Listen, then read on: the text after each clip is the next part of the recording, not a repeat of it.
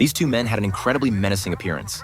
So much so that people mistook them for criminals even when they were just grocery shopping. But in reality, these guys were as kind and innocent as they come. When they stumbled upon a goat that had been hit by a car, they took it upon themselves to move the poor creature out of the road. Ironically, a couple of cops passing by assumed they had just committed murder. The officers pulled over and started grilling the brothers, who had recently purchased a house in the mountains and were on their way to move in. After checking their IDs, the cops let Danny and Jason continue on their journey. As they approached the property, dark clouds suddenly loomed over the house. The real estate agent accompanying them raved about how amazing the place was, emphasizing the fresh air and tranquil surroundings. He insisted it was an incredible deal. However, Danny noticed something was off. The house looked different from the pictures he had seen on his phone. The agent brushed off his concerns, explaining that the decor was intentionally made to look old to preserve a strong sense of history. Jason was totally sold by the agent's pitch, and seeing his brother's enthusiasm, Danny decided to buy the place. They wasted no time and started renovating the house right away, as it was in dire need of repairs due to years of neglect. Jason had Danny's back and kept him safe. During the renovation, they discovered a hidden basement containing a pentagram and a box with a revolver inside. Much to their surprise, Danny found that the gun only had 2 bullets. Later that evening, they buried the black goat they had encountered earlier. Despite their intimidating appearance, Danny and Jason were genuinely kind-hearted.